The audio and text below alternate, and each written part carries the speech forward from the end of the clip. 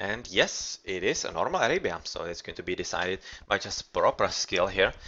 But of course, Black Forest also takes skill, just a bit different one. But let's have a look at the civilization side now.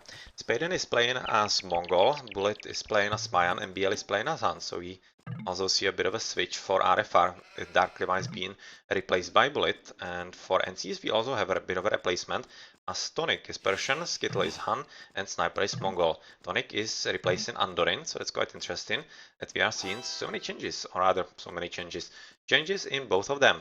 So that's quite interesting to see and should be making for some quite good games. So the first we have a look at is right now Spaden at the very start of the game, who is already discovering the first boar at the top. He's also having a bit of extra sheep and the stone, double stone in the forefront and gold at the back, so that's very nice for him. That's very nice for him. Also extra deer on the right side, but otherwise boar on the here as well. And it seems like that he might be actually having an easier map to wall. Okay, scratch that. I was just looking at this cliff that usually makes for easier walling, but he does have, well, quite a lot of food actually in here. Quite a lot of food, but really, he's having a wide open expanse at the forefront. So even though he's a pocket, he might be having a bit of a problems being raided by some kind of knights, scout cavalry, or whatnot from his opponents. But so far the gold is at least safe, and that's most important for him as he is the Mongol, and since he is a Mongol pocket, that might be a pretty huge bonus for his team. For the opposing team we have Han pocket, so that's not the same. And here we see, oh, they are right now discovering where the board for his ally is for MBL. I'm going to switch to MBL's point of view. He knows about the board on the left, and does he know about the second one? Also, yes, he does. And he's right now discovering some extra stone on the right side together with the gold, and seems to be everything pretty much fine. Extra gold at the back and extra stone in here.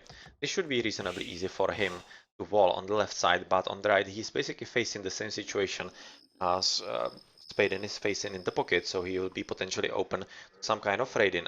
But looking at the position of Tony, that's kinda curious because he's plastered to the wall and he might be not going through the forefront, but he might be doing through the backside.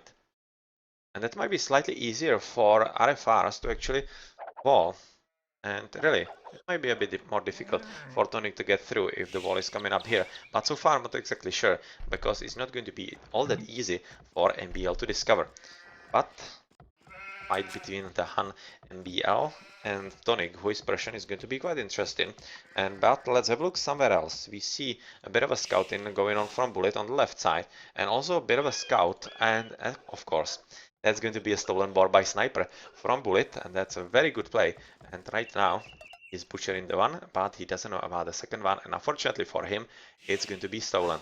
Yeah, there's absolutely nothing that the opponents can do about that, because obviously the scout is somewhere else and quite far away, so that's going to be quite safely in blue's base before purple actually does anything about that. But right now,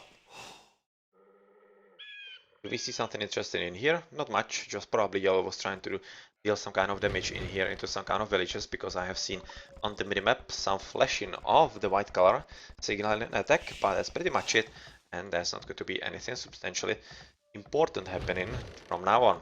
Yeah, a bit of a scouting from MBL, who is also using a bit of a sheep scouting on the right side, and well, he right now seems that Tonic is basically plastered to the wall and will be hard for him to raid, because it's going to be easier for him to wall. He's probably going to use this gold on the right side, rather on the left side. He's already moving the deer in so that he doesn't have to build extra mill.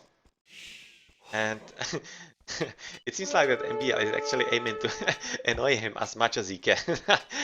And yeah, he definitely did succeed in that. Let's see if there's going to be any continuation with this. Yeah, probably not. He's just going to scout all around here. Here you can see that Bullet has right now discovered that his boar has been stolen, and he doesn't have any kind of luck of stealing any kind of boar from blue yet. So yeah, a bit of a problems in here. Yeah, a bit of administration here again.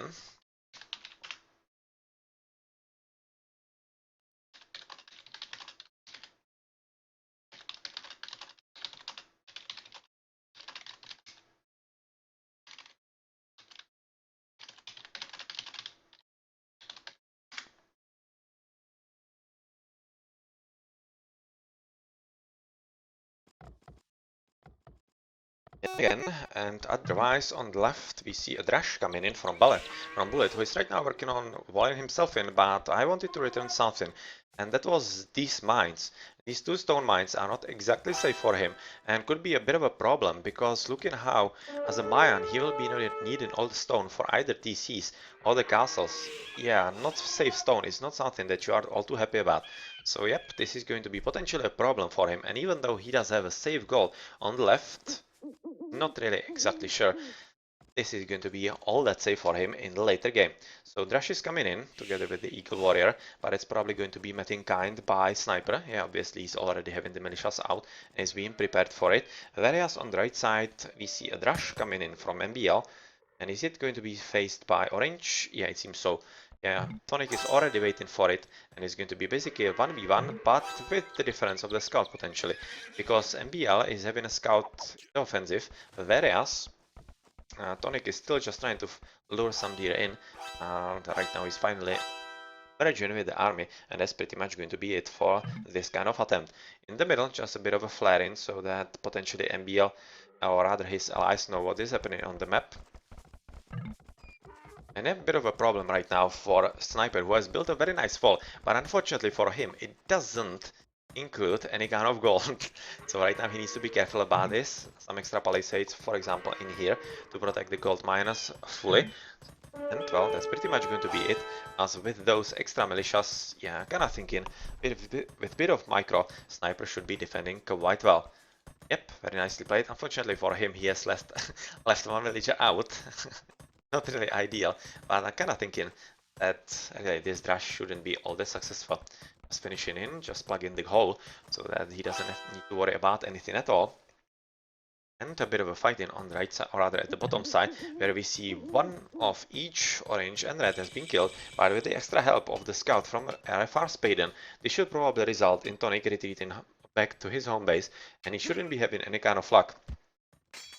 Yeah, with those two militias, because they are right now being slaughtered absolutely totally, and still some extra units from MBL are still alive, and he could be making an attempt at his opponent, but I'm not exactly sure where, because it seems like, yeah, he would have to go just all around, and that's probably not going to be true for much longer, as Tonic is just finishing with the wall in, and yeah, there's not going to be any kind of luck. Oh. Oh. Just as I said that, he has actually been able to get through, but fortunately for Tonic, with not everything. So yeah, that's a bit of luck in there. Whereas on the left, we are still seeing a bit of an attempt by Bullet to do something substantial with those militias. That's probably not going to be anything happening in here, but those two militias from Blue are probably going to be falling for the mainland, or rather for the homeland pretty soon. Archrange being built by the Mongol, and so he's going to go, he's been preparing, or rather he's preparing for a bit of archers to defend against the remainder of this dash, and that's pretty much it. And we see that Spaden is jumping into Castle Age very fast. Skittle is also jumping into Castle Age, but with MBL in tow, Spaden is going to be well faster. And look at how this Mongol is going to be doing pretty nasty boom into Castle Age, and that's going to be quite threatening for the new chapter. Also, important to note is that Bullet has finished with his walling. He has used the stone at the back to finish with the wall, and he's right now trying to make sure that he's protected as much as he can with double walling, leaving absolutely all the mines outside of his reach, which is also curious, but trying to finish with the stone walls as well, and he will be probably wanting to jump into the next age and into the Imperial Age very soon as well. And here we see a bit of a slink as Bullet is slinking into MBL. Okay, yeah, that's also the result, or rather the reason why he's walling himself, and that's not a bad idea, because slinging into the hunt here, and he's going to be having paladins very soon, and the combination with Mangudais from the green player is going to be pretty strong indeed. Very nicely positioned, or rather defended Skittle, so he won't be really easily raided. And this one scout cavalry is probably not going to be anything substantial that Skittle should be worrying about. Still, some kind of red dots all around. Yeah, this is just the scout that has found his way through the small hole in here, and this poor little guy is trying to take down a whole building, and well, he might be just fighting for the whole game, just like on the first map on the hideout with the militias from Skittle. so far not happening, and the first advances into Castle Age are happening with both Skittle and Spaden. Spaden is right now building the second town center and third one as well. So it seems like so far as pretty much standard 3 TC boom, but he is also leaving himself wide open. And MBL is also not building any kind of walls, which is also curious. And they seem to be thinking that they will be so far ahead that their opponents won't be having even the slightest chance of going into the attack here. That's kind of interesting, but really, might be true. Might be just true. Okay, so the scout is dead for green, but unfortunately for yellow as well. But yellow is also having some knights of himself as he's advancing to Castle Age, and this is going to be a proper battle between those two hands, between NBL and Skittle. I'm going to quickly check into achievements if somebody else is being slung. No, just Bullet is slinging into MBL, so that's going to be a pretty nasty surprise for Skittle, who is not going to be helped, as obviously the boomed or rather slinged or a slunk MBL is going to be all that much stronger than his own army and economy at the same time. So TC is built, which is pretty important because it is covering this super crucial gold, but at the same time he's right now being heavily raided and he cannot gather any kind of resources. Skittle is having 14 idle, 16 idle, that's basically half of the villagers.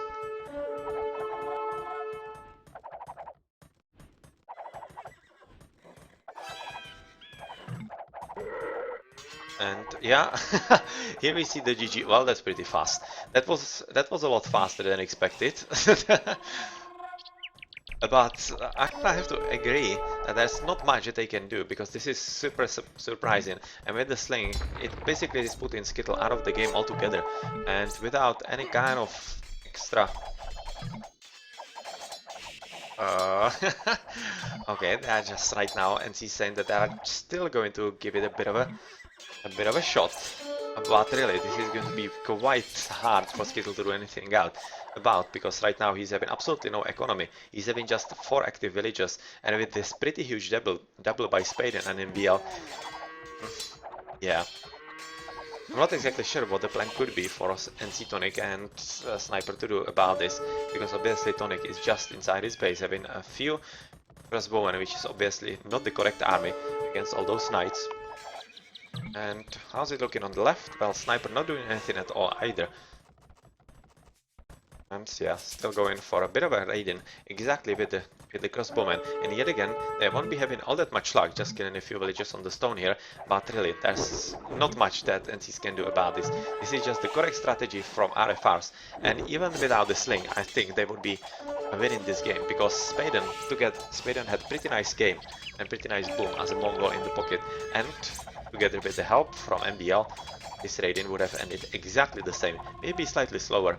Yeah, that battle was too strong to handle for NCs. So a pretty good job, and RFRs are leading 1-1. Pretty well chosen home maps for both of these teams. RFRs are winning their Arabia, whereas NCs have won their, what was it, Migration. We are just waiting for Skittle to resign as well. Not exactly sure what he's hoping to achieve right now with this alliance gone, but that's probably just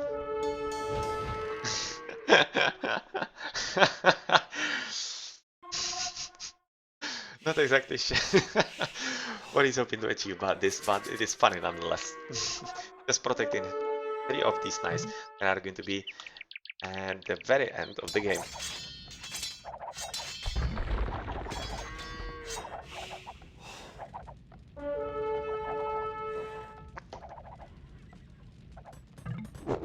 One knight in here. And yeah. He was the first one who was actually asking for a GG, so he was expecting that the other guys would be also doing something. But since he wasn't in a position to do anything, yeah, when they asked for a bit more minutes, just probably went a bit away, and yeah, that's pretty much it. So let's have a look at the achievements in here. It was a pretty straightforward game with MBL, of course, going to be the MVP with the slink in there. And not much really interesting, but Spaden, yeah, he was having a pretty great game. He played well, was a decisive factor. He was really doing quite well indeed, overall. Very fast advancing to Castle Age. Really, I kinda think it was in RFR's pocket even without this link. GG then.